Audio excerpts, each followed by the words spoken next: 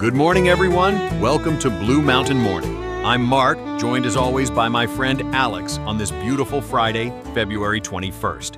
Whew. Oh, man. I already had 3 coffees this morning and I'm still not awake. But hey, beautiful people, we're here to help you find some clarity in this absolutely crazy world of ours. And speaking of clarity, that's exactly what we aim to bring you every morning. A moment of calm reflection before diving into your day. Yeah, like a gentle mental massage for your brain. Wait, that sounds weird, doesn't it? But you know what I mean. That's one way to put it. Let's dive into today's stories and find some meaning in the chaos, shall we? Let's start with today's horizon. And wow, there's quite a bit to unpack today. Oh my God, Mark, did you see that thing with Elon? Like an actual chainsaw? Yeah, it was quite a scene at the annual CPAC conservative gathering. Elon Musk received a chainsaw as a gift from Argentina's President Milei and, well, decided to wave it around on stage and call it the bureaucratic chainsaw. Because that's totally normal behavior. And speaking of slashing, his unofficial Doge department went on with the massive firing spree. Right. But they've now cut hundreds of jobs that were actually funded by private sector money. Banks, medical companies, not taxpayer dollars, raising the question of whether the cuts will actually render hoped-for savings. And then there's this whole thing with the White House throwing shade on social media. They posted this fake Time magazine cover of Trump wearing a crown, long live the king, and everything. It's definitely an unusual move from the White House's social media team. But perhaps the most concerning news today involves Ukraine. Oh yeah, the Zelenskyy situation. He's pretty upset, right? Understandably so.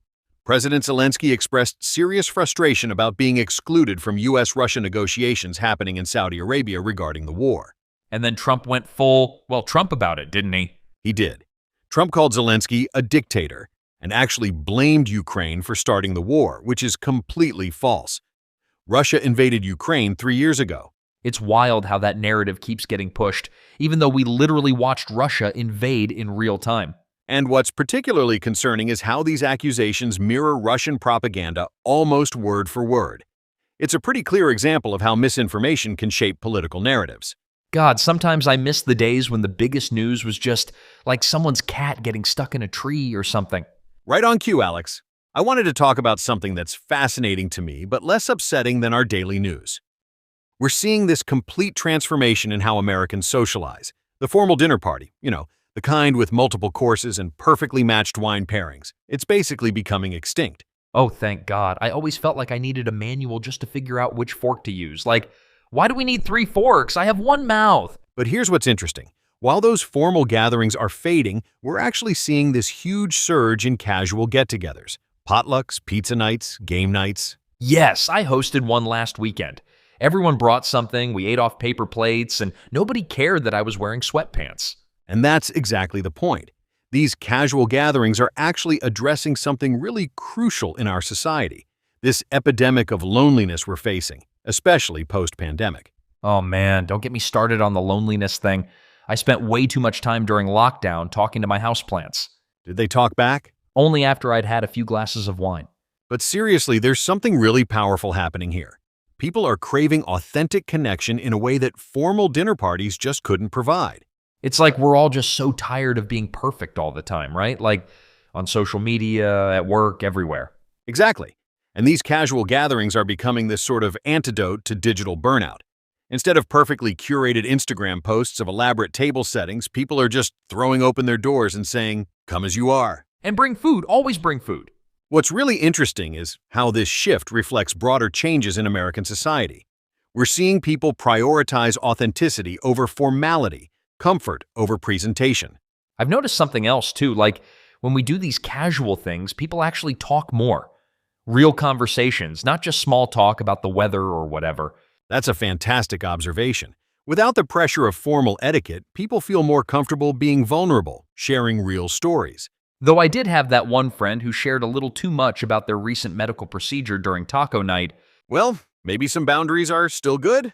But honestly, isn't it kind of beautiful? Like, we're all just figuring out new ways to be together. It really is. And these gatherings are becoming these little islands of connection in our increasingly digital world. Places where we can put down our phones and just be present with each other. Even if sometimes that means eating pizza straight out of the box while sitting on the floor. Especially then. Because it's not about the presentation anymore, it's about the people. You know what all this talk about connection reminds me of? Sometimes the simplest gesture can open the door to meaningful relationships. Oh God, you're not going to tell me to join a book club, are you? Actually, I was thinking even simpler. Next time you're getting coffee, instead of ordering to go, why not stay for 15 minutes? Pick a table, put your phone away. Wait, like actually talk to people in real life? Exactly. You'd be amazed how many conversations start just by being present in a shared space. You know, in all our rushing around, we sometimes forget that peace isn't found in solitude, but in the quiet moments we share with others. Like those precious seconds of silence between words and a good conversation? Exactly. When we slow down enough to truly see each other, that's where the magic happens. As we wrap up today's Blue Mountain Morning, remember that every connection you make ripples out into the world in ways we can't even imagine. And hey, if today's episode brought a little clarity to your morning, why not share that feeling? Tell a friend about us, maybe over coffee or, during one of those casual dinner parties we talked about. We'll be back on Monday with more insights to help you navigate your week. Until then, stay grounded, stay curious. And stay just a little bit unhinged like me. See you Monday, mountain climbers.